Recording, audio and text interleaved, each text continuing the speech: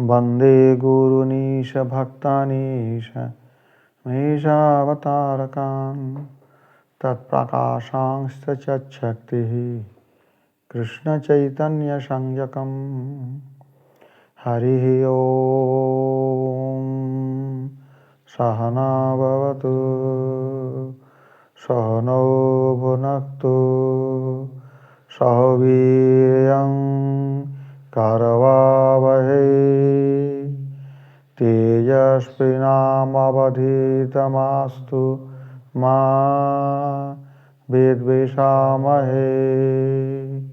ओम शांति शांति शांति। हरि ओम।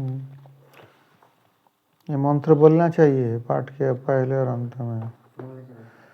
अरण्यनिहित जात वेदा गर्भ इव सुभृतो गर्भिणीभिः दिवे दिव ईढ्यो जागृवद्भिर् हविष्मद्भिर्मनुष्येभिरग्नि एतद्वै तत् यतश्चोदेति सूर्यस्तं यत्र च गच्छति तं देवाः सर्वे अर्पिता स्तदुनातीति कश्चन एतद्वै तत् यदेवेह तदमूत्र यदमूत्र तदन्विह मृत्तः स मृत्युमाप्नोति ऐहनानेव पश्यति मनसैवेदमाप्तव्यं नेहना नास्ति किंचन मृत्तः स मृत्युं गच्छति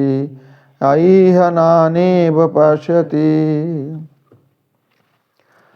काठोपनिषद का जो द्वितीय अध्याय प्रथमा वल्ली के 8 नंबर श्लोक को देखो। अरण्य निहिता जात वेदा गर्भ एव सुभृतो गर्भिणी भी। पहले जो है खंड अर्थ देखो, नहीं तो ये समझ नहीं आएगा।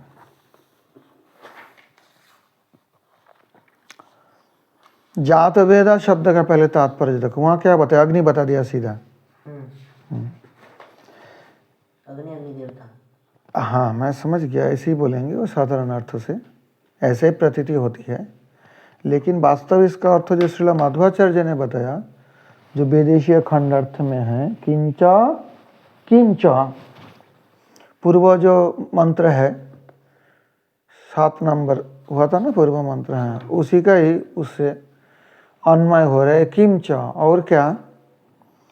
जातं वेत्ति इति जातवेदः, मतलब सर्वज्ञ। वहाँ लिखा है सर्वज्ञ, वहाँ अग्नि बता दिया सीधा, लेकिन सर्वज्ञ ना। जातवेदा सर्वज्ञ लिखा है, उसके बाद अग्नि लिखा है, अग्नि देवता लिखा है। अच्छा, जातं वेत्ति इति जातवेदः सर्वज्ञ। गर्भिणीभिर् गर्भ यथा सुभृत सुधृत। अब इसके साथ एक दृष्टांत दिए हैं। गर्भिणी का जो गर्भ होता है, सुभृत मतलब अगर अच्छी तरह भोजन करे, कोई नारी जिसका गर्भ है वो अगर अच्छी तरह से भोजन करे तो क्या होता है? गर्भ पुष्ट होता है। अगर भोजन उल्टा सीधा करे या पुष्टिकर भोजन ना करे, जैसे मतलब भोजन करना चाहिए ऐसा ना करे, अन्यथा करें, तो उनमें फिर गर्भ पुष्ट नहीं हो पाता है। ये बात समझ होगा अच्छी तरह से। तो गर्भिणी गर्भ यथा सुभृत सुधृत तथा अरण्यर, ये अरण्य शब्द का आप देखो, अरण्यर निहित णः सुख रूप। णः जो है णः सुख रूप, बल रूप व भगवान, दोनों ही अर्थ होता है णः का। सुख रूप भी होता है, बल रूप भी होता है। सुख और बल दोनों अर्थ से णः का प्रयोग होता है। तो अरण्य ये शब्द में ये कहते हैं आर्यते णः, यह णः को उपासना करते हैं। सुख रूप या बल रूप जो परब्रह्म, उनके जो उपासना करते हैं उनके जो उपासना स्वरूप है, अरण्य अर्यते नाह, जिसके द्वारा पूजन किया जाता है, मनन किया, उपासना किया जाता है, वो अरण्य है। जिनको उपासना किया जाता है, अर्यते नाह, सुख रूपो बल रूपो भगवान आभ्यम इति अरण्य गुरु शिष्यो। तो गुरु शिष्य दोनों, आप देखो द्विवचन है, ये द्वाभ्यम, गुरु और शिष्य दोनों के द्वारा जो सुख रूप और ज्ञान रूप भगवान का आराधना किया जाता है। समझ में नहीं आई? वो है अरण्य। तयोर निहितः, तयोर निहितः अर्थात वो दोनों के बीच में जो भगवान है, जैसे गर्भिणी की गर्भ रहते हैं, बाहर से दिखता नहीं है, क्या है? सुरक्षित है, छिपा है। सुरक्षित है, छिपा है।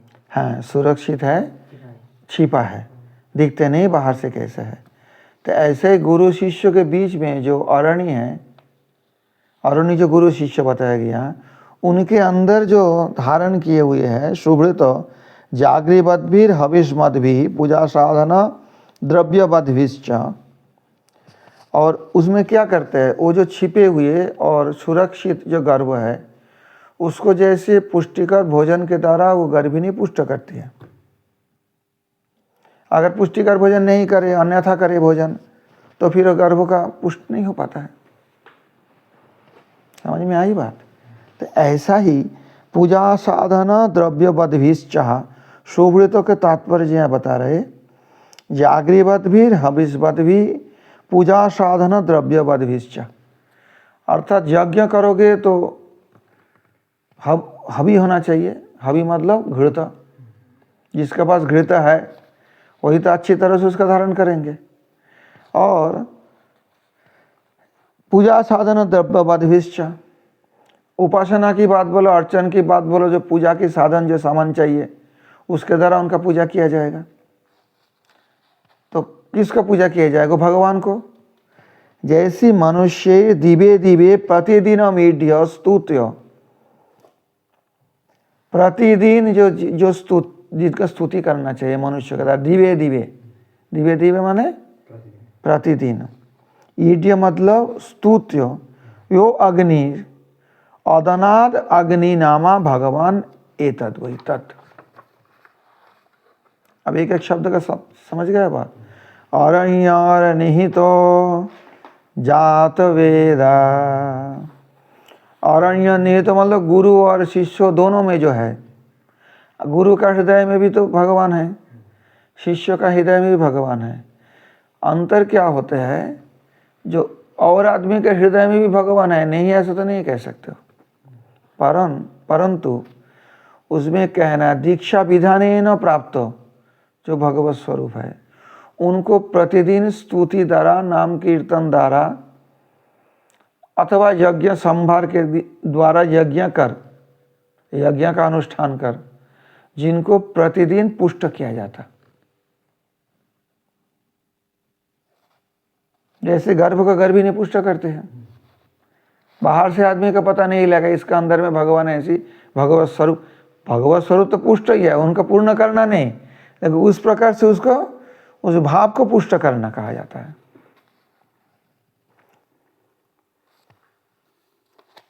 तो यहां पर जो अग्नि बताया, कहाँ गया ये जो अग्नि शब्द, अरण्य निहित, अरण्य द्विवचन में अरण्य हो गया, ठीक है ना। तो गुरु शिष्य इनमें जो निहित, ना द्विवचन या नहीं है, अरण्य है, अरण्य में इस अर्थ से अरण्य हो गया। निहितो जात वेदा, उनमें जो जात वेद सर्वज्ञ है, कौन सर्वज्ञ है? भगवान। तो सुभृत गर्भ इव सुभृत गर्भिणी भी, वो कैसा है? गुरु शिष्य में जो भगवान है वो कैसे हैं? गर्भ इव सुभृत गर्भिणी भी, जैसे गर्भिणी नारी अपने गर्भ को उत्तम रूप से छिपा के भी रखते हैं और धारण भी करके रखते हैं, दोनों अर्थ में होते हैं। शुभ्रता गर्भिणी भी दीवे दीव ईड्य, दीवे दीव ईड्य मतलब प्रतिदिन दिन दिन जो स्तुत्य है, स्तुति करने योग्य है। ईड्य मतलब देखो वहां लिखा है ना, स्तुत्य, स्तुति करने योग्य। जागृवद्भिर हविष्मद्भिर, तो दोनों प्रकार यहाँ मनुष्यों के बताया कि ये लोग इनका पूजा करते हैं, प्रतिदिन स्तुति करते हैं। एक जागृवत, एक हविष्मत। तो जागृवत भी हविष्मद्भिर, हविष्मत भी तो स्पष्ट अर्थ है जिनके पास घी है, घी हो तभी तो यज्ञ करेंगे, हवि हो तब यज्ञ करेंगे। और जागृवत के तात्पर्य कहते हैं पूजा साधना द्रव्यवद्भिश्च, पूजा साधन द्रव्य को लेकर जो जागृत रहते हैं। किस लिए जागृत रहते हैं? जागृत का दो तात्पर्य, जागृत रहते हैं तो इसके मतलब क्या सोते नहीं है, वो बात नहीं। सजग रहता है कि मुझे भगवान की पूजा करनी है, समय समय पर अर्चन करना है, समय पर अभिषेक करना है, समय पर भोग लगाना है, समय पर आरती करना है। जागृवत भी हविष्यद्भिर, हविष्मद्भिर। जागृवत भी पूजा साधन द्रव्य भी, जिनके पास पूजा साधन द्रव्य है और वो उसमें सजाग है, सचेत रहते हैं कि हमें इसी समय आरती करनी है, इस समय ठाकुर जी को भोग लगाना है, ठाकुर जी को श्रृंगार करना है, अर्चन का जो सारे पद्धति है। तो इनके द्वारा, और जो यज्ञ में भगवान की उपासना करते हैं यज्ञ के द्वारा, तो वो यज्ञ साधन, यज्ञ के जो सामान चाहिए, मुख्य रूप से हवि, घी और भी सारे सामान चाहिए, तो ऐसी वस्तुओं के द्वारा क्या होते हैं इनमें बताता है। देखो, प्रतिदिन वेद्यम स्तुत्यो, किसकी पूजा करेंगे? अग्नि को। तो अग्नि कौन है? अग्निर एतद वै तत्, अग्नि मतलब जो अदनाद अग्नि नामा। अग्नि क्या करते हैं? सबको खा जाते हैं। अग्नि खा जाता है ना, अग्नि आग में सारे के सारे भस्मसात कर देते हैं, खा जाते हैं। आदनाद अग्नि नामा भगवान एतद वै तत्। तो भगवान के एक स्वरूप बताया, जब ब्रह्म कहाँ रहते हैं उसका एक स्वरूप ही 8 नंबर मंत्र में बताया गया। अरण्य निहितो जात वे रेतद वै तत्, मतलब यही वही ब्रह्म है, यही वो है। हाँ हाँ, उनके साथ चल रहे हैं अन्वय। आगे भी देखो ना, 9 नंबर वेतद वै तत् है। अरण्य निहितो जात वेदा गर्भ इव सुब्रतो गर्भिणी भी दिवे दीव ईड्यो जागृवद्भिर हविष्मद्भिर मनुष्यभिरग्नि एतद् वै तत्। मनुष्य, अच्छा ये भी है, मनुष्यभिर अग्निर अग्नि ही एतद् वै तत्। मनुष्यभिर का मनुष्यभिर हो गया, वहाँ हुआ ना गुण संधि हो गया। समझ में आई इस मंत्र? आप परवर्ती मंत्र में जाओ। यतश्चोदेति सूर्यस्तं यत्र च गच्छति तं देवा सर्वे अर्पिता स्तदुनातेति कश्चन एतद् वै तत्। किंच सूर्यः सृष्टि काले यत उदेति, सृष्टि के समय सूर्य जहाँ से उदय होते हैं, यत्र च प्रलय काले अस्तम अदर्शनं च गच्छति, और प्रलय काल में जिनमें अस्त हो जाते हैं। सूर्य उदय के मतलब प्रतिदिन सूर्य उदय होते तो अलग बात है, परंतु यहाँ सूर्योदय के मतलब होता है सृष्टि काले यत उदेति।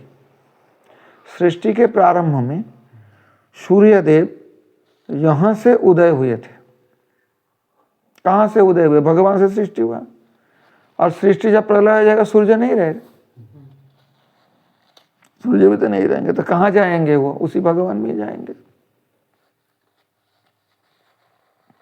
यत उदेति यत्र च प्रलय काले अस्तम यतश्च उदेति यतश्च उदेति सूर्य। समझ में आई? यतश्च उदेति सूर्याः अस्तंग यात्र तक गच्छति। या तो मतलब जहाँ से, या जत्र मतलब जहाँ पर, यात्रा होता है जहाँ पर, और या तो मतलब यहाँ से। तो जहाँ से सूर्य का उदय हुआ, कहाँ? सृष्टि के प्रारंभ में, और प्रलय के बाद में सूर्य का दर्शन जहाँ हो जाएगा जिस भगवान में, तंग देवा सर्वे अर्पिता तदु नातेति कश्चन। कहते वो जो देव है, वो जो भगवान है, तंग सर्वे देवा अर्पिता, सारे देवता प्राप्त तद भगवत स्वरूपं कश्चन नाति अति एव, न अति अति एव, नात्येव। अर्थात सारे देवता उस भगवत स्वरूप को ही प्राप्त होता है, और कश्चन नाति, उनके कोई अतिक्रम करके नहीं सकता। भगवान से आगे कोई नहीं जा सकते, अतिक्रम नहीं कर सकते। ना अतियति कश्चन। समझ में आई इसका अर्थ? एतद वही तत्, यही वो ब्रह्म है, इतना ही है बस। अब भगवत रूपाणां भेद अभावक्ति ही, आगे का जो मंत्र है उसमें भगवत रूप का जो भेद का अभाव है उसी उक्ति यहाँ कहा जा रहा है। भेद का अभाव मतलब देखो अब, यतश्चोदेति सूर्यस्त्वं यत्र च गच्छति तं देवः सर्वे अर्पितास्तदु नातेति कश्चन एतद्वै तत्। यदेवेह तदमूत्र तदन्मिह मृत्युः स मृत्युमाप्नोति यैह नानेव पश्यति। यद एव इह तद अमूत्र, यद अमूत्र तद अनु इह तदन्मिह। इसके तात्पर्य समझो। ये जो 10 नंबर मंत्र है, गुहां प्रविश्य तिष्ठन्तं यो भूतेभिर अपश्यता। गुहां प्रविश्य तिष्ठन्ति या भूतेभिर व्यजायता। ये पहले पहले मंत्र पढ़ा नहीं है, उपदेश नहीं किए। इससे पहले जो मंत्र में ये कहा गया है, इससे पहले जो मंत्र में कहा गया है, गुहां प्रविश्य तिष्ठन्तं यो भूतेभिर अपश्यत, भूतेभिर व्यपश्यत, गुहां प्रविश्य तिष्ठन्ति या भूतेभिर व्यजायत इति अनेन भगवद रूपाणम। अर्थात ये जो गुहां प्रविष्ट मतलब हृदय गुहा में प्रविष्ट जो भगवान है, अंतरात्मा परमात्मा के रूप में, उनके जो रूप है, इति अनेन भगवद रूपाणं भगवता सहो भेदो प्राप्तो आह। अगर वो भगवत रूप के जो मूल भगवान के साथ कोई अगर भेद बतावे तो उसी लिए बोल रहे हैं, नहीं भेद नहीं है उसमें। भगवान के सब रूप एक ही है, और भगवान की भी जो अंगान यश सकलेन्द्रिय वृत्ति मनती, उनमें भी हम भेद नहीं करते हैं। जैसे किसी किसी वैष्णव संप्रदाय में, जैसे रामानुज कहते हैं स्वगत भेद है ब्रह्म में, लेकिन माधव संप्रदाय में, माधव गौड़ीय संप्रदाय में ब्रह्म सजातीय विजातीय स्वगत भेद शून्य माना जाता है। स्वगत भेद किसे कहते हैं? जैसे आम के वृक्ष है, पूरा आम के वृक्ष है, ठीक है, सभी आम के वृक्ष, आम के वृक्ष में पत्ता भी उसी का एक अंश है, उसका टहनी भी आम है, फल भी आम है, फूल भी आम है, सब कुछ आम है, आम वृक्ष है, सब लेके आम और वृक्ष है। लेकिन इसमें अंतर होता है, जो वृक्ष के जो पत्ते होते हैं फल जैसा नहीं है, वो जो टहनी है फूल जैसा नहीं है। तो ये जो इसे स्वगत भेद कहा जाता है। उसी आम्र वृक्ष के जैसे एक अंग दूसरे अंग से अलग है, तो ऐसी भगवान के जो स्वरूप है उनमें कोई कोई इस प्रकार स्वगत भेद मानते हैं। जैसे भगवान का नाक है, मुख है, आँख है, जो स्वरूप है, तो सभी एक है क्या? लेकिन हम कहते हैं सब एक ही है, इनमें कोई भेद नहीं है। जैसे हम संसारी जीव है, जो शरीरधारी जीव है, ये आंखों की तरह देख सकते हैं, खा नहीं सकते हैं, परंतु भगवान के कोई भी इंद्रियों का काम कर लेते हैं। वो आंख से खा भी सकते हैं, नाक से देख भी सकते हैं, क्योंकि अप्राकृत है। हमारे जो जड़ इंद्रिय है, इसी धारणा लेके हम नहीं समझ सकते कैसे हो सकता है। तो इसलिए भगवान के जो स्वरूप है वो देखने में तो ऐसा स्वरूप है, परंतु उनमें कोई स्वगत भेद भी नहीं है।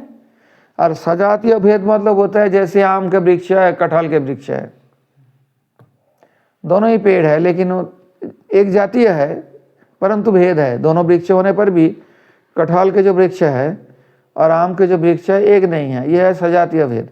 विजातीय भेद होता है जैसे आम के वृक्ष है, एक पत्थर है, दोनों सजातीय नहीं है। पत्थर तो एक अलग चीज है, पेड़ एक अलग चीज है। तो सजातीय विजातीय स्वगत भेद शून्य है, क्योंकि भगवान के समान कोई ऐसे है ही नहीं। जाति भगवान में नहीं लगाया जा सकता। क्यों नहीं लगाया जा सकता? जब एक ही है तो फिर जाति कैसे होगा? बहुत सारे मनुष्य है तो मनुष्य जाति कहा जाता है, बहुत सारे गौ है तो गौ जाति कह सकते हैं, बहुत सारे भगवान है क्या कि भगवान जाति कहेंगे? बस फिर भगवान किसी जाति में नहीं पढ़ सकते हैं ना, एक ही है, दूसरा तो है नहीं। तो इसलिए ये जाति का उसी में इनको गिन नहीं सकते हो। तो सजातीय भेद तो उनमें हो ही नहीं सकता है, विजातीय भेद तो कुछ है ही नहीं भगवान में, फिर ऐसे कुछ थोड़ी होता है। और स्वगत भेद भी नहीं है उनमें, सजातीय विजातीय स्वगत भेद शून्य। तो ये बात मध्व संप्रदाय की जो सिद्धांत है उनमें भी माना जाता है, गौड़ीय में और भी किसी किसी वैष्णव संप्रदाय मानते हैं। परंतु बात ये आ जाता है, आप बोलते तो सजाते बजाते, फिर भगवान के मुंह आंख एक तरह तो नहीं है, नाक अलग है। तो उसके आचार्यों ने बहुत सारे प्रमाणों के द्वारा इनका सिद्ध किए है। यहाँ पे जो भेद मानते हैं उनको यहाँ खंडन किया जा रहा है इसी मंत्र में। क्यों कहते हैं भगवत रूपाणां भगवता, इतना नहीं, भगवान का नाम भी भगवान के साथ अभिन्न है। नाम विग्रह स्वरूप तीन एक रूप, भगवत गुण भी भगवान के साथ अभिन्न है, भेद नहीं है। जैसे हम कहते हैं इसका गुण, तो गुण और ये दोनों अलग हो गया, वहां गुण विशेषण हो गया। गुण द्वारा वो व्यक्ति को विशिष्ट किया जाता है, नाउन है, एडजेक्टिव हो जाता है गुण, समझ आए? जैसे शांतनु का ये गुण है या शांतनु का ये अवगुण है, तो उसका मतलब क्या? शांतनु के साथ गुण एक नहीं है, अलग है। समझ में आई बात? तो शांतनु उसी गुण अथवा उसी अवगुण के द्वारा विशिष्ट है, वो विशेषण है, एडजेक्टिव है शांतनु का। परंतु भगवान में विशेष से विशेषण लग नहीं सकता है। गुण और गुणी में भेद नहीं होता है, धर्म धर्मी में भेद नहीं होता है। ये बात यहाँ प्रमाणित हो रहा है। इसको थोड़ा कठिन है, अच्छी तरह से समझो, समझने में थोड़ा कठिन लग सकता है। तो भगवत रूपाणां, और भगवान के रूप और भगवान इनमें भी भेद नहीं है। इनके रूप कह दोगे तो फिर उनका विशेषण हो गया, वो दोनों अलग हो गया फिर व्यक्ति और वो। लेकिन भगवान के रूप भगवान, इनमें अंतर नहीं। भगवान के शरीर भगवान, उनमें कोई अंतर नहीं है। भगवान के गुण, कैसे मत कर, टूट जाएगा, तोड़ोगे क्या? भगवान के गुण और भगवान, इनमें अंतर नहीं है, ये बात बताना चाहते हैं। भेद प्राप्त आहो, क्योंकि इससे पहले जो बात बताया गया, इससे पहले मंत्र में जो बातें कही गई हैं, क्या कही गई है? गुहां प्रविश्य तिष्ठन्तं यो भूतेर्व्यपश्यत, गुहां प्रविश्य तिष्ठन्तं या भूतेर्व्यजायत। इसमें ऐसा लगता है कि भगवान के साथ भगवान के रूप जो है उसमें भेद है। तो इसी को ही निराश करने के लिए, निरसन करने के लिए ये मंत्र बताए हैं। यदेवेह तदमुत्र तदन्विह। यह मतलब यहाँ, यह मतलब हिंदी में जो यहाँ कहते हैं ना, यहाँ, यह संस्कृत में यह भूम्यादो देहादो वा, ये भूमि में मतलब ये जमीन में अथवा शरीर आदि में नहीं, भूम्यादौ देहादौ च, ठीक है। यद रूपं वर्तते, जो रूप दिखा है, तदेव अमूत्र, और भूमा पुरुष कहते हैं इसलिए भूम्यादौ, मैंने वही सोच रहा था। देहादौ वा यद रूपं वर्तते, जो रूप दिखा जाते हैं, तदेव अमूत्र वैकुंठदौ अपि अस्ति, और वो रूप जो यहाँ है वैकुंठ में है। लेकिन इसमें अंतर होता है, और वैष्णव संप्रदाय नहीं मानते हैं, कोई कोई कहते हैं वहाँ तो नारायण स्वरूप में है, यहाँ आके कृष्ण रूप धारण करते हैं, फिर कृष्ण रूप त्याग करके नारायण स्वरूप में चले जाते हैं। समझ में आई बात? कोई कोई ऐसा युक्ति दिखाते हैं, परंतु माधव और माधव गौड़ियों में हम इसको नहीं मानते हैं। शास्त्र प्रमाण से प्रमाण किया है माधवाचार्य जी ने, जो रूप यह है, जो कृष्ण रूप यह है, वैकुंठ में कृष्ण रूप ही है। जो राम रूप धारण करके यहाँ लीला की है, वो वैकुंठ में भी राम रूप है। इसलिए हम वैकुंठ की प्रकृष्ट आदि बोलते हैं, यद्यपि वैकुंठ एक ही है, उनमें भेद नहीं कर सकता। अनंत वस्तु में भेद होता है क्या? अनंत को डिवाइड किया जा सकता है, इन्फिनिट को नहीं हो सकता है। इन्फिनिट का डिवीजन नहीं होता है, इन्फिनिट से माइनस नहीं किया जाता है, इन्फिनिट में कोई प्लस नहीं किया जा सकता है। तो ऐसे वैकुंठ अनंत है, इन्फिनिट है, उसमें कैसे भेद करोगे? उनमें कैसे सीमा खींचोगे? उनमें कैसे आप उसमें कोई योग करोगे? योग भी नहीं हो सकता है, उनसे कुछ वियोग भी नहीं हो सकता है, इन्फिनिटी रहते हैं। तो इसलिए वो अनंत वैकुंठ है, हम तो मानते हैं, परंतु ये सभी रूप के लिए तो अपने अपने स्थान होगा ना वहां पर। यदेवेह तदमुत्र यद अमुत्र तदनइह, जो अमुत्र मतलब परलोक में, यह मतलब इहलोक में। समझ में आई? यदेव इह, जो यहाँ पर है, तदेव तदमुत्र, वो अमुत्र में भी है, वैकुंठ में भी है। जो वैकुंठ में है वो यहाँ पर भी है। देखो ना, यद रूपम वैकुंठादौ अस्ति तदेव भूम्यादौ अस्ति। भूम्या मतलब यहाँ भूमि, मैंने सही बताया, भूमा पुरुष नहीं है, भूमि मतलब पृथ्वी में जो रूप है भगवान का, वैकुंठ में वही रूप है। जो वैकुंठ में रूप है, पृथ्वी में भी है वही रूप। न तत्र ज्ञानादौ अति अल्पोपि विशेष ज्ञ इति भावः। कहते हैं ज्ञान प्रयास के द्वारा उनमें थोड़ा सा भी विशेष नहीं सोचना चाहिए कि विशिष्ट है, नहीं। समझ में नहीं आई बात? विशेष क्या कहा जाता है? ये लड़का को इतना समझाता हूँ, इतना बेवकूफ की तरह बात करते हो। हाँ, विशेष मतलब जिसको विशेषण तरह विशिष्ट किया जा सकता है, उसे कहते हैं विशेष। जो विशेषण तरह विशिष्ट क्या बोल रहा? विशेष होता है जिसको विशेषण के द्वारा विशिष्ट किया जाता है, वो विशेष है। किसी के अंदर विशेष ज्ञान है तो विशेषण ज्ञानी के द्वारा उसको विशिष्ट किया जाता है, इस व्यक्ति के अंदर ज्ञान है, ये ज्ञानी है, तो ज्ञानी उनका विशेषण हो गया। विशेषण के द्वारा विशिष्ट किया गया, किसको विशिष्ट किसको किया गया? उसी व्यक्ति को, उसी व्यक्ति को ज्ञान है इसलिए उसे ज्ञानी रूप विशेषण एडजेक्टिव के द्वारा विशिष्ट किया गया। जो उनमें जो वस्तु द्वारा विशिष्ट किया गया ज्ञान, उसको कहा जाएगा विशेष। बार बार समझाना पड़ेगा, याद नहीं रखो ये सब बात। तो इसलिए ज्ञानादो विशेषो न मंतव्य, कहाँ गया? हाँ, वैकुंठता अस्ति अभेदेपि, अरे कहाँ चला गया? है तो, हाँ, अभेदेपि इंद्र अर्जुनादो इव। अब इंद्र और अर्जुन, इंद्र ही अर्जुन बने थे ऐसे बोला जाता है ना? अलग अलग देवता कुंती के वहां से जन्म लिए थे। तो इंद्र अर्जुन युवा ज्ञानादो विशेषो न मंतव्य।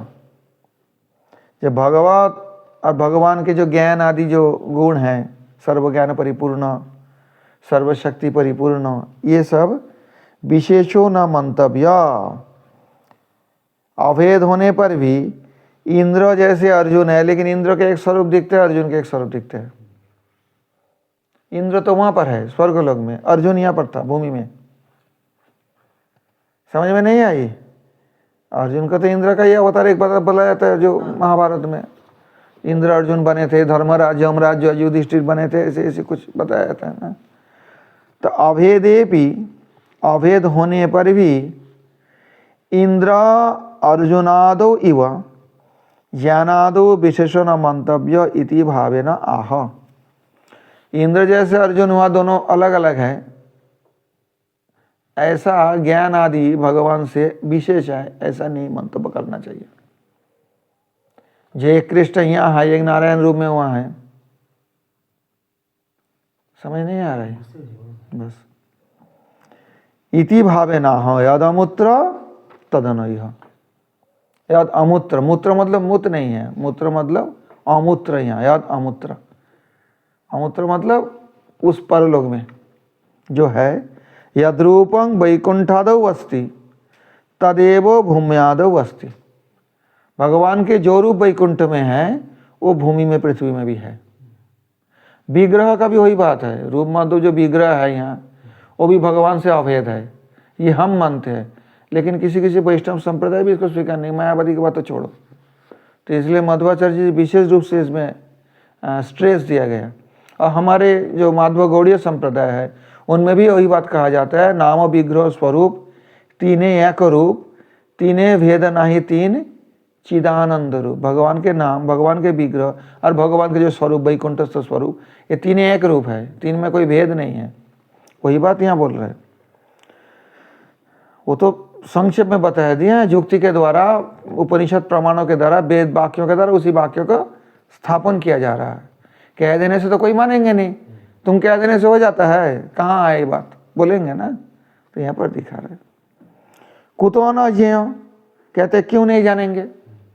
पूर्व पक्ष, अरे अलग अलग तो दिखते ही है, भगवान वैकुंठ में है, यहाँ है, तो दोनों में तो बहुत कुछ, यहाँ जन्म लीला होती है, वहाँ जन्म लीला नहीं है वैकुंठ में। वैकुंठ में जन्म तो नहीं लेता भगवान कभी, यहाँ जन्म लीला होते हैं, बाल्य लीला होते हैं। कृष्ण का ही देखो पौगंड लीला होते हैं। तो बोलो वैकुंठ तो कुतो ना गया, क्यों नहीं जानूंगा किसमें अंतर है। समझ में आई बात। अब इसका युक्ति दिखा रहे, कुतो ना गया इति अतः स्तज ज्ञानी नाम अनर्थमाह। तो क्यों नहीं जानेंगे, ये अलग है। कहते हैं वो मृत्तर मृत्तः समृत्तमाप्नोति यही नानेव पश्यति।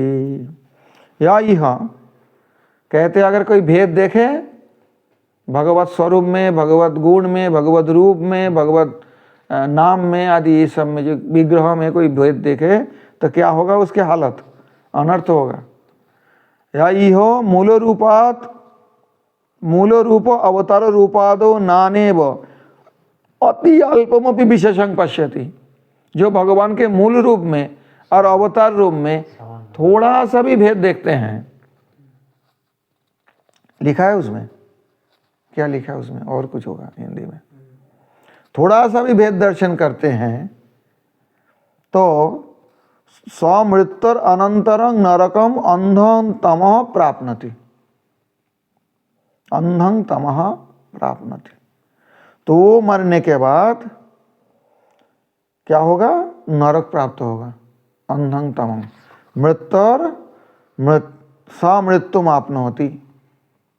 जो थोड़ा सा भी भेद दर्शन करेंगे, अनेक की भांति देखते हैं। हाँ, जो अनेक के भांति देखते हैं, उसका मायावादी में और तरह व्याख्या करते हैं। इसमें मायावादी बोलते हैं सब एक ही है, जो दो भेद देखते हैं जीव और ईश्वर में, वो ऐसे ही भोगते रहते हैं। उनके विचार हुआ है, परंतु ये नाना के भांति दिखते हैं। जो या यह नाने, जो भगवान के वैकुंठस्थ रूप और इस जगत में भगवान जिस अवतार लिए हैं, इनमें थोड़ा सा भी भेद देखते हैं। अत्यल्प, नानेव मतलब अत्यल्प, अनु एव, थोड़ा सा भी भेद दिखेगा, ज्यादा भेद देखे तो कहना ही क्या है, कहीं मुत्तिग्न से, तो वो मृत्युर अनंतरं, मरने के बाद नरक में जाएगा। कहते हैं अब इसमें बात आ जाते हैं, आगे उसका समाधान होगा। अच्छा, नरक में कैसे जाएंगे, भगवत चिंतन करके कोई नरक जाते हैं, उसका आगे समाधान है। अभी इसको पढ़ो, इसको समझो। आगे बताया गया जैसे पहाड़ के ऊपर में बारिश गिरते हैं, तो बारिश क्या होता है, वो पहाड़ के ऊपर में उतना ऊंचे चोटी में नहीं रहता है, गंदगी में आ जाता है, नाली में, ऐसे उसका हालत होगा। भगवत चिंतन करके भी नरक में घुसेगा। अरे जल का तो वहीं रहना चाहिए था, पहाड़ के चोटी कितना शुद्ध जगह है, वहाँ पे बारिश होती है, तो वो रह पाते हैं वहाँ? कहाँ जाते हैं? नीचे आके नदी बन जाते हैं, गंदगी आ जाता है, मिट्टी फिट्टी दुनिया का गंदगी लेके बहते रहते हो जल। तो जब भगवान में ऐसे भेद दर्शन करेगा, वो भगवान में देख रहे हैं भाले ही, क्योंकि कोई जुक्ति दिखाएगा ना, भगवान को तो देख रहे हैं, तो देख रहे हैं तो गलत देख रहे हैं ना, थोड़ा सा भी भेद देखेगा तो उसको वही हालत होगा। पहाड़ में तो बारिश गिर रहे हैं, गंदा क्यों हो रहा है?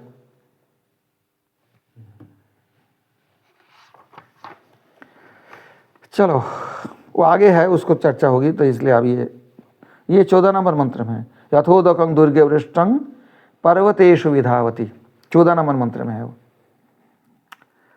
तो कहते हैं इसका अच्छी तरह से समझो, क्योंकि हमारे सदन संप्रदाय में यही सिद्धांतों का अनुसरण किया जाता है, माधव गौड़ीय में भी ऐसे अनुसरण किया जाता है ना, मानुषं देवमाश्रितम्, व्याख्यान ऐसी होगा। तो ये कहते हैं यद एवेह तद अमुत्र इति भगवद रूपाणाम अत्यंत अभेदक्ति अयुक्ता भेदाभेदस्वपि संभवत, ये पूर्व पक्ष दे रहे, क्योंकि यद एवह तद अमुत्र, जो यहाँ पर है वही परलोक में है, इसमें भगवद रूपाणाम अत्यंत अभेद उक्ति अयुक्ता। कोई कोई कहते हैं भगवत रूप में जो अवतार लेते हैं, जो अवतारी है, इनमें अत्यंत अभेद उक्ति है, युक्तिपूर्ण नहीं है, अयुक्ति है, ठीक नहीं है। क्यों? कि इसमें कहते हैं भेदाभेदो स्वापि संभव, भेदाभेद भी हो सकता है दोनों में, कुछ अंश में भेद है, कुछ अंश में अभेद है। समझ में आई बात? कोई अगर ऐसी युक्ति दिखाए तो,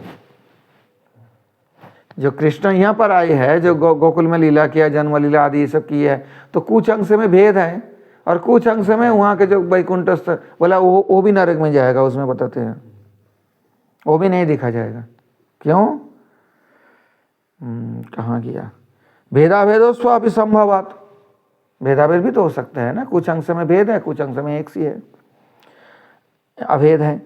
तो इसीलिए बता रहे हैं भगवत स्वरूपेषु भेदाभेद निषेधाय, भगवत स्वरूप में भेदाभेद निषेध करने के लिए तद्दर्शिनांग व अनर्थमाह, और जो उस प्रकार भेदाभेद दर्शन करेंगे कि वैकुंठस्थ भगवान और इधर के भगवान में कुछ भेद है, कुछ अभेद है, तो उनको हालत बता रहे मृत्यः स मृत्युम आपनोति यह नानेव पश्यति, यह भगवत स्वरूपेषु, नानेव नाना शब्द भेदवाची, नाना दिखते हैं, वहाँ बताया ना बहुत सारे दिखते हैं।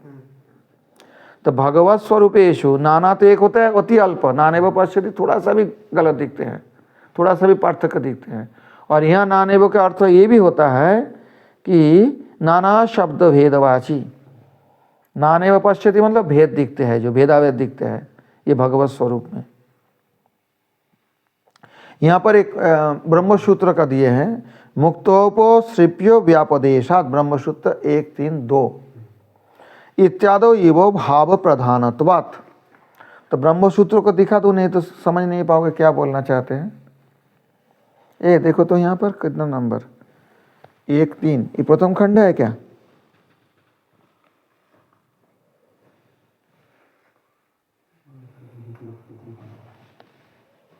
प्रथम खंड देखो कहाँ है।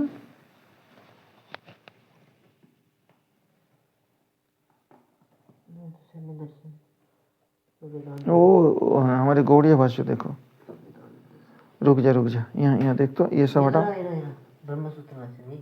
है, लेकिन वो भास्कराचार्य का है, देखो वहाँ भी भेदाभेदर्शी है, वो भी देखते हैं, वो भास्कराचार्य की व्याख्यान है बेटा, औपाधिक भेदाभेदवादी, ऐसा प्रथम खंड है। देखो तो इसमें क्या लिखा है, बंगाली पढ़ लो। ये है 1-3-2, अरे एक लिखा है कि पहले देखो तो, ये द्वितीय है, ऐसे ही कलर के, रुक जाओ, यहाँ पर एक है, सावधानी से ये निकाल के देखो, 1-3-2 मतलब प्रथम अध्याय क्या लिखा, सारे छोरा गंदे कपड़े में मुझे, ये तृतीय है, किताब सजा के रखना पड़ेगा, नहीं गिर जाएगा सारे। क्या कर रहे हो?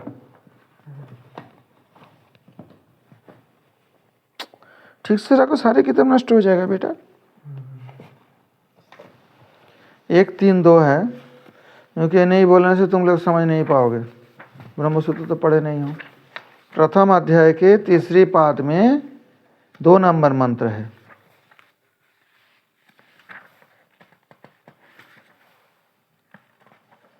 तीसरी पाद में 2 नंबर मंत्र है। मुक्तोपसृप्य व्यापदेशात् इतश्च परप्रतीतिः रागद्वेषादि दोष मुक्तिर्विद्वद्भिरुपसृप्यं गंतव्यम आयतनं निर्दिश्यते तथा ही विद्वान नाम रूपात् विमुक्तः परात् परं पुरुषमुपैति दिव्यम इति। यह है भास्कराचार्य जी की व्याख्या। जो पुरुष नाम रूप छोड़कर वहीं पर चले जाते हैं। ये किताब निकल यहाँ से, इसमें सभी है। आराम से यहाँ रख दो सब। ये भी ले लो।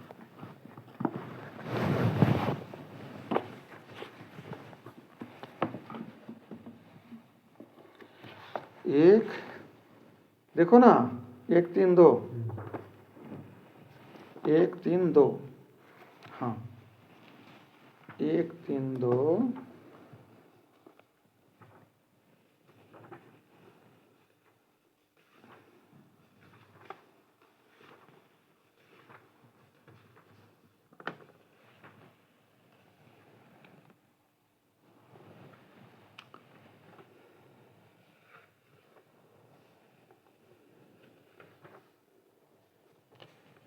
अब इसमें पहले समझो क्या विषय है इसमें। 1, 3 जो है दुव्यादि अधिकरणम, दो भू आदि अधिकरणम। अतो तृतीय पादे विस्पष्ट जीवादि लिंगकानां केषांचित् वाक्यानां तस्मिन् ब्रह्मणि समन्वयश्चिन्त्यते। ये जो सूत्र हैं यहाँ पर कहते हैं, ये जो अधिकरण है, जिस अधिकरण के पे सूत्र सारे हैं, प्रथम सूत्र, द्वितीय सूत्र, ये कहते हैं कि इनमें जो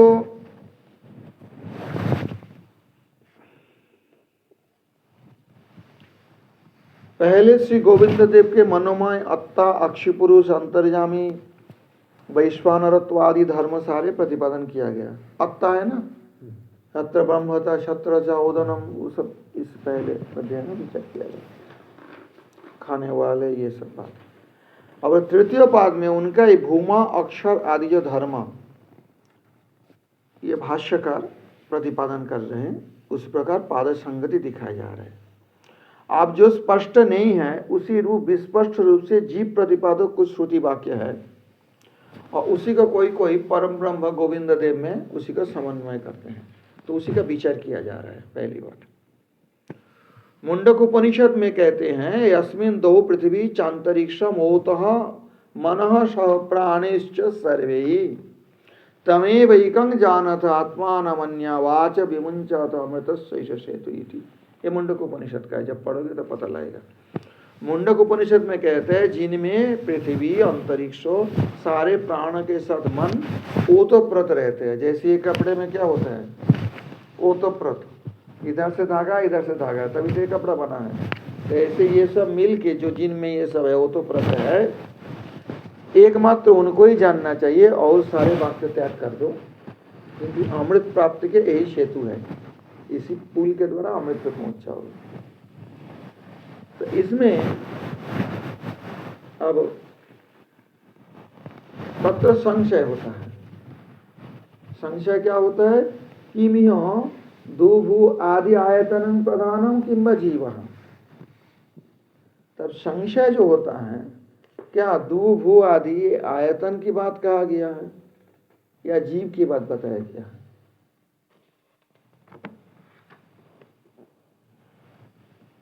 ये जो दो भूदे आयतन प्रधान है या जीव है, कौन है, अथवा ब्रह्म है, जिनमें तो प्रत है सारे मान बुद्धि। 3 प्रकार की संशय वाक्य है। क्या ये प्रधान है? प्रधान क्या होता है? जब माया का जो सृष्टि रूप है वो प्रधान है, जैसे पंचभूत आदि ये सब प्रधान। अथवा क्या जीव है ये, अथवा क्या ब्रह्म है? तीनों ही संशय है, किसको बातें बताएंगे? तत्र प्रधानमिति तावत् प्राप्तम, पहले तो प्रधान नहीं है उसको ये कर रहे हैं, दुभ्यायतनम स्वशब्दात् ब्रह्म एव किल तदायतनम, यहाँ ब्रह्म ही होगा और कुछ नहीं होगा, क्योंकि अमृतस्य एष सेतु, ये संसार में तो अमृत मिलने वाले नहीं है, तो मृत्यु लोक है। प्रधान अगर हो जो संसार के सारे जड़ वस्तु रूप से बने हैं, तो वो अमृत कहाँ देने वाले हैं? वो तो मृत्यु देने वाले। इसी तत् असाधारण शब्द सत्वा, जो मुंडक में जो बताया अमृतस्य एष सेतु, ये अमृत प्राप्ति के सेतु है, तो उसका मतलब ये प्रधान जड़ नहीं हो सकता है, ब्रह्म ही होगा। और उससे आगे जो है ये सूत्र है मुक्तोपसृप्य व्यापदेशात्, आप कहते हैं मुक्तो उपसृप्य व्यापदेशात्, क्यों? यदा पश्यति रुक्म वर्णं, मुंडकोपनिषद में, कर्तारमीशं पुरुषं ब्रह्म योनिं, तदा विद्वान् पुण्य पापे विधूय निरंजनः परमं साम्यमुपैति, निरंजनः परमं साम्यमुपैति इति मुक्त प्राप्तत्वेन अत्यश्च ब्रह्मैव तत्। जब मुक्त होकर उसी को प्राप्त करेंगे तो वो तो प्रधान नहीं हो सकता है, जड़ प्रधान, जीव भी नहीं हो सकता है। मुक्त हो गए क्या जीव का प्राप्त करोगे? तो बस तो ब्रह्म ही है। तो मुक्तोपसृप्यो व्यापदेशात्, तो यहाँ पर जो बता रहे ये जो ब्रह्म सूत्र का यहाँ रेफरेंस दिया है वेदश्रुति से, मुक्तोपसृप्य व्यापदेशात् इत्यादो इवो भाव प्रधानत्वात्, उन्होंने कहते हैं वहाँ भाव प्रधान होने के कारण, भाव प्रधान मतलब अभी तक समझ नहीं पाए लोग। निरंजना परमं साम्यम उपैति, तो मुक्त तो क्या होगा? ब्रह्म हो जाएगा। तो ब्रह्म का समता लाभ करेगा क्या? ब्रह्म के समान कोई हो सकता है? यहाँ भाव प्रधानत्वात्, सृष्टि स्थिति पालन की क्षमता किसी भी जीव सामर्थ्य नहीं लाभ कर पाए, चाहे मुक्त भी हो जाए, लक्ष्मीपति कोई नहीं हो पाएंगे। तो ये जो बताया गया है इत्यादो इव, जैसा ऐसा कहा गया है, ऐसा यहाँ भगवत स्वरूप में भाव प्रधानत्वात्। इव शब्दस्तु तद विरुद्ध अभेद अभिधायकः, इव शब्द जो है यहाँ देखो, इव शब्द है,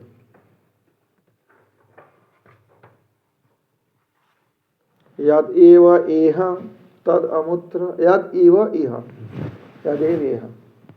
तो इव शब्दस्य, इद शब्दस्तु, और इव शब्द भी, परंतु इव शब्द तद विरुद्ध अभेदाविधायकः,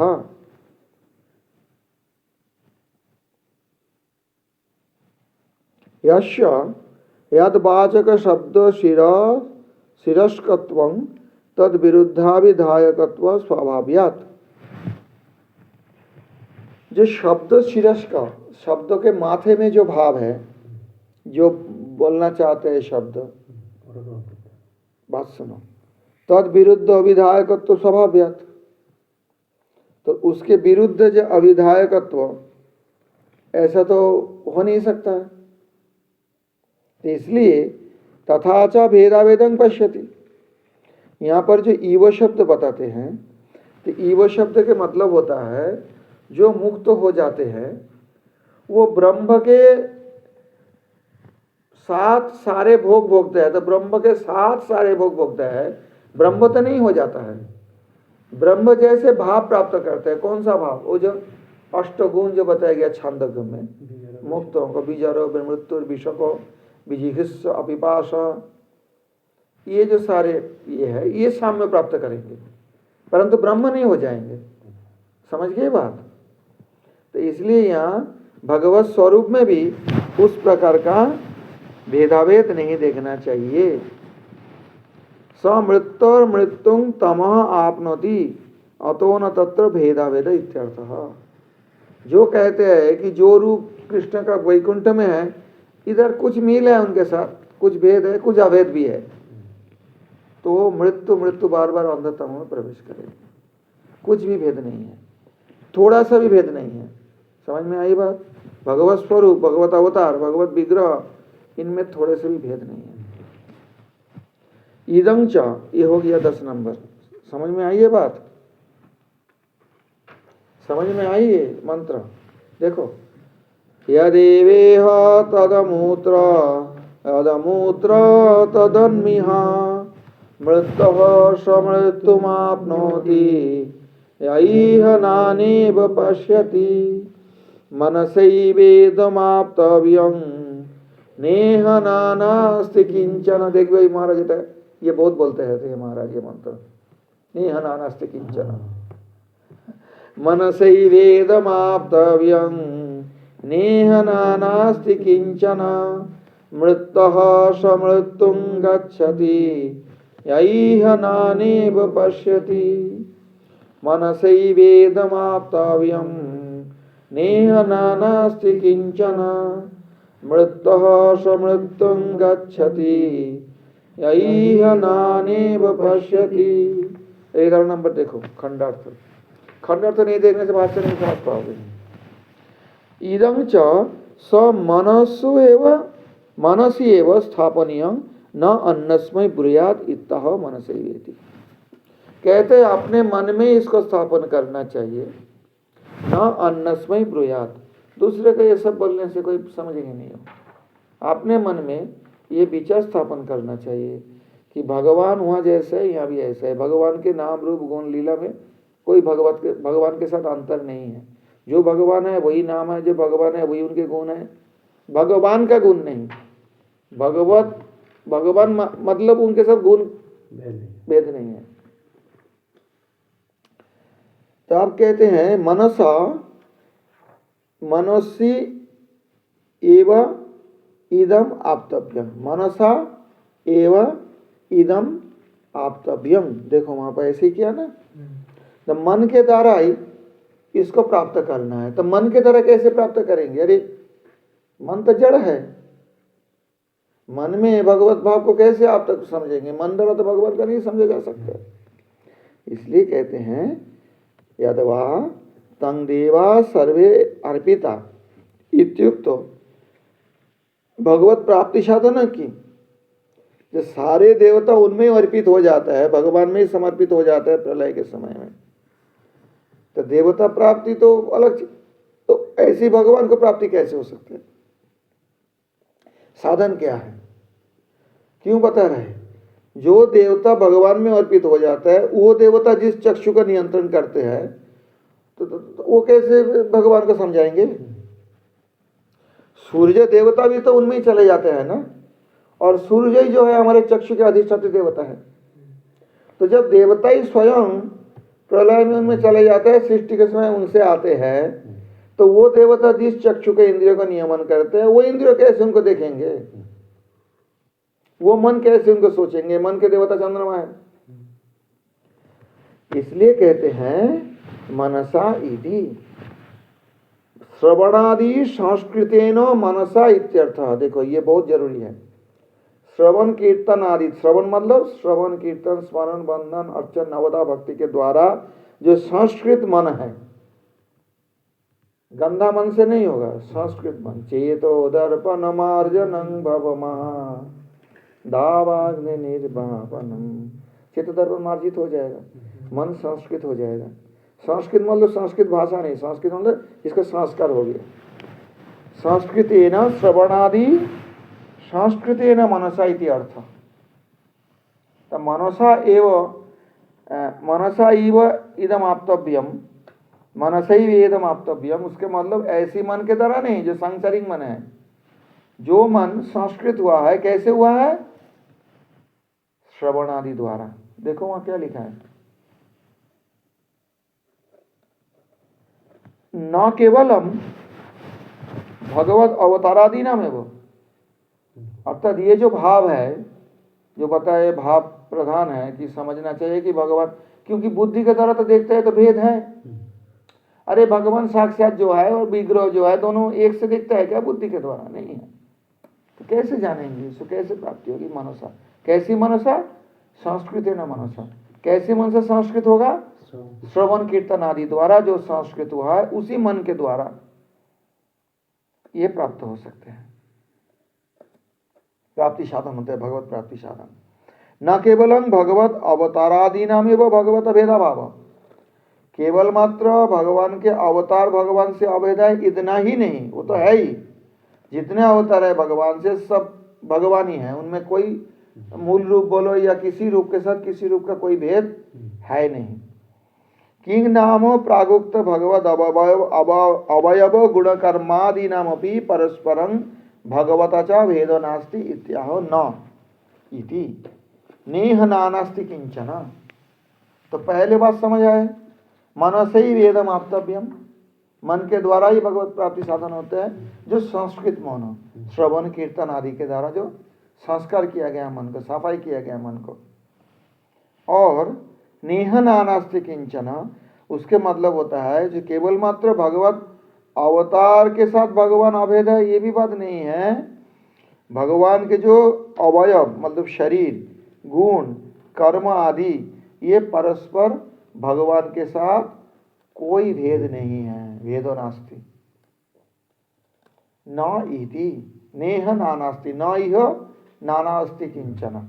इह ब्रह्मणि, यह मतलब यहाँ ये जो ब्रह्म, यह ब्रह्मणि न इह नानास्ति किंचन। देखो उसमें मंत्र, नेह नानास्ति किंचन मतलब न इह नाना अस्ति किंचन। किंचन थोड़ा सा भी, अवयवो गुण कर्मादिकं परस्परं भगवता च नाना भिन्न नास्ति इत्यर्थः। भगवान के गुण कर्म अवयव इनमें परस्पर कोई भेद नहीं है। अर्थात गुण जो है वही भगवान के शरीर है, जो भगवान के जो कर्म है वो भी भगवान ही है, और भगवान के साथ इनको परस्पर के साथ भी नाना भिन्न नास्ति इत्यर्थ। नाना मतलब अलग अलग, भिन्न नहीं है। नेह नानास्ति किंचन समझ गए? कोई मायावादी बोल देगा जी नेह नानास्ति किंचन मतलब कुछ भी नहीं, ऐसे ब्रह्म ही है, जीव ही है, तुम ही ब्रह्म हो, वो अर्थ नहीं है। न यह नानास्ति किंचन, यह ब्रह्मणि किंचन नाना अस्ति, थोड़ा सा भी कोई भिन्न नहीं है। और परस्पर जो गुण कर्म अवयव आदि इनमें भी भेद नहीं है, भिन्न नहीं है। यह ब्रह्मणि किंचन अवयवादि प्रयुक्तं नानात्वं भेद नास्ति इत्यर्थः। आप देखा जाते हैं ना, ननु अगर ऐसा ही हो, ननु मतलब अगर ऐसा हो तो कुत एव भगवद अवयादिनां परस्परं भगवता च भेदभाव। कहते हैं जो भगवान के जो अवयव है, अच्छा मत्स्य कुर्म में एक शरीर है क्या? नरसिंह भगवान और बराह भगवान के एक ही रूप है क्या? अवयव मतलब शरीर भिन्न तो दिखते हैं। क्या बोल रहा हूँ समझ में नहीं आ रहा है? अरे दिखते रहे, नरसिंह भगवान बराह भगवान एक ही रूप है क्या? कुर्म भगवान मत्स्य भगवान एक ही रूप है क्या? भगवान रामचंद्र भगवान कृष्ण एक ही रूप है क्या? अंतर तो दिखते हैं। तो अवयव में जो दिखते हैं, ननु कुतो एवं कहाँ से, इस प्रकार भगवत अवयवादीन भगवान के अवयवादियों को परस्परं भगवता च भेदभाव, परस्पर में भेद नहीं है और भगवान के साथ भी भेद नहीं है, कहाँ से आया? प्रश्न आ गया। घटादो इव अभेदे भी भेदो किंग न स्यात्। अब घट क्या होता है? 50 घट है, कोई थोड़ा बड़ा है, कोई थोड़ा छोटा है, एक तो घट में भेद है। 50 हो, 100 हो, 2 हो, 4 हो, एक घट, घट मतलब समझते हैं कलसा। तो एक कलसा जैसे बनाया गया तो एक कलसा दूसरे कलसा में भेद है, संसार में दिखते हैं, बिल्कुल एक तो नहीं है। और फिर कलसा के अंदर भी, कलसा का जो ऊपर का अंश है और जो बीच वाले अंश है, नीचे के अंश में भेद है। एक होता है क्या? ऊपर खुला हुआ है, नीचे बंद है, तब तक कलसा होगा। तो इसलिए कहते हैं घटा दो ही वो अभेदे भी भेद, और उसमें अभेद में भेद कहा जाता है। अभेद क्यों? कि सभी घट है, सजातीय। भेद है जरूर, लेकिन जाति क्या है, सब घट है, चाहे 50 हो, 100 हो, 2000 हो, सब कलसा है। तो इसलिए अभेद में भी भेद है। अभेद क्या है, सब घट है। भेद क्या है, कोई थोड़ा बड़ा है, कोई थोड़ा टेढ़ा है, कोई थोड़ा छोटा है, इस तरह का है। और फिर घट के स्वरूप में भी स्व तो भेद है, एक ही घट है, लेकिन उसका फिर मुख जो है, उसका गला जो है सरू होता है, कलश का भेद है। बात समझा अच्छी तरह से, ये पूर्व पक्ष है। अब अगर ऐसे कह दोगे तो हम तो कह सकते हैं ऐसे भेद कैसे नहीं है। इत्यतो भेदाभेद ज्ञानी नाम अनर्थमाहो, तो इसमें भेद अभेद दोनों ही है, ऐसे मान लो ना।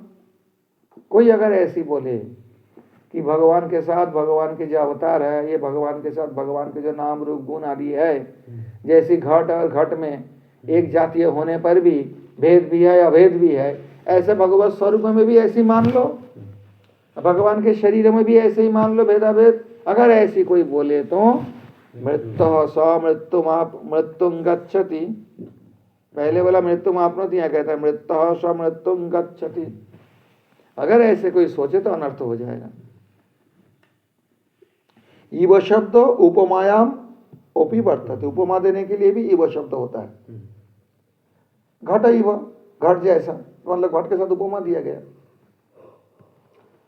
तो यहां पर कह रहे इव शब्द उपमायाम अपि वर्तते, यथा भगवत स्वरूपेश भेदाभेद ज्ञानी तमो प्राप्नोति, जैसा भगवत स्वरूप में भेदाभेद विचार करने वाले तमो नरक को प्राप्त करेंगे, अंधकार को प्राप्त करेंगे, तथैव उसी प्रकार से ही यह यो व्यक्ति यह भगवत अवयव गुण कर्मादिषु परस्परम भगवता च, जो भगवान के अवयव मतलब शरीर, भगवान के गुण कर्म, इनके परस्पर में भेद देखेंगे, अथवा भगवान के साथ इनका भेद देखेंगे। नानेव भेदाभेदं पश्यति, थोड़ा सा भी भेदाभेद देखेंगे, स मृत्युर मृत्युं तमो गच्छति, वो अंधकार में चले जाएंगे। अतो न तत्र भेदाभेद इत्यर्थ, भेद भी नहीं है, भेदाभेद भी नहीं है, बिल्कुल अभेद है। किसके साथ? जीव के साथ नहीं, भगवान के जो अलग अलग अवयव है, नाम रूप गुण लीला है, इनके भगवान स्वरूप के साथ एक शब्द में ये बताया दिया, नामो विग्रह स्वरूप तीने अकरूप, तीने भेद नहीं तीन चिदानंद। आगे चलेंगे, यहां तक रहने दो। 4 मंत्र है अब, तब ये बल्ली जो है प्रथमा बल्ली संपूर्ण होगी। यहाँ तक रहने दो, नहीं तो सिर के ऊपर से चला जाएगा, माथे के ऊपर से। इसको अच्छी तरह से समझो, क्योंकि इनका भी माधव भाष्य भी पढ़ना है, ये 4 मंत्रों का। अभी समझ में आई?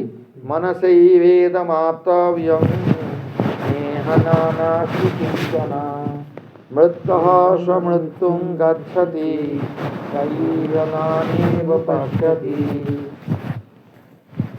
आप माधव भाष्य दें।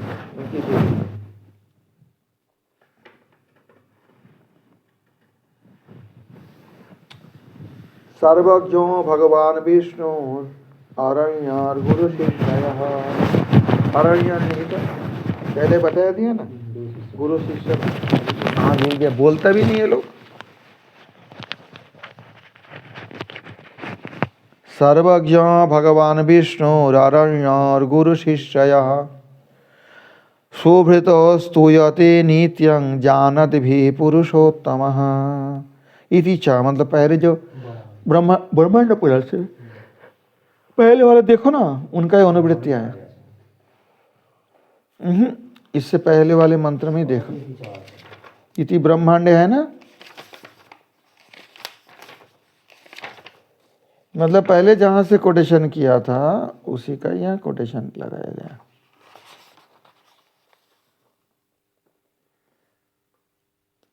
यहाँ तो इति च बता दिया, इससे पहले ब्रह्मांड पुराण है मेरे ख्याल से, जो भी हो। तो ये प्रमाण दिए हैं। सुभृतो स्तूयते नित्यं, अच्छी तरह से धारण किए हुए छिपे हुए उनके नित्य गुरु शिष्य के द्वारा स्तुति किया जाता है। गुरु भी स्तुति करते हैं उस भगवान को, शिष्य भी स्तुति करते हैं। क्यों? कि जानत भी पुरुषोत्तम, वो जानते हैं ये पुरुषोत्तम है, उनकी स्तुति करना चाहिए। वही पूज्य है, वही ईड्य है। जो देवता है वो भी तो सब नाश होने वाले हैं, प्रलय में कहाँ कौन रहेगा, सब तो भगवान में समा जाएंगे, ब्रह्म में, और फिर सृष्टि के समय फिर निकलेंगे, तो इसलिए उनका ही करते हैं। आर्यतेण आभ्याम इति अरणि, आर्यतेण मतलब वो सुख रूप बल रूप जो भगवान जिनके द्वारा पूजन किया जाता है, ये अरणि कहा जाता है, गुरु शिष्य। यह प्रादुर्भावगो विष्णुर्देहादिषु च संस्थितः सैव मूल रूपश्च साक्षात् नारायणाभिधः।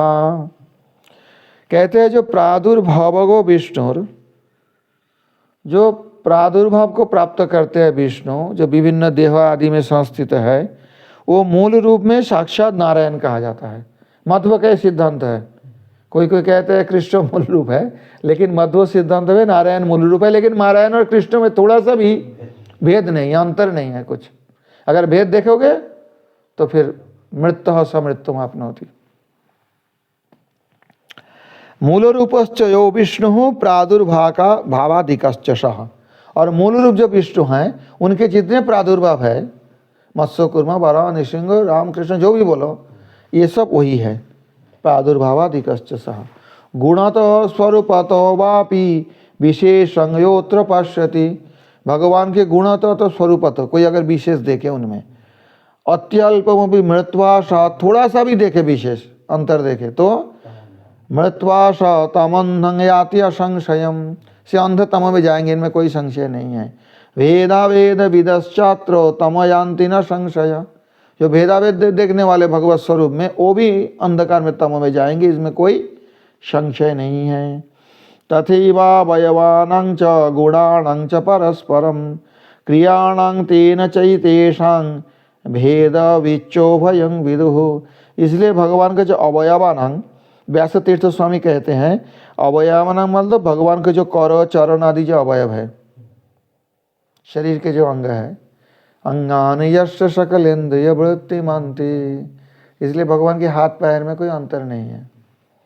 कर चरणादि अवयवादीनां भेदाभेद दर्शिन अनर्थ कथनम, उनमें जो भेदाभेद देखते हैं उनका भी अनर्थ कह रहे हैं।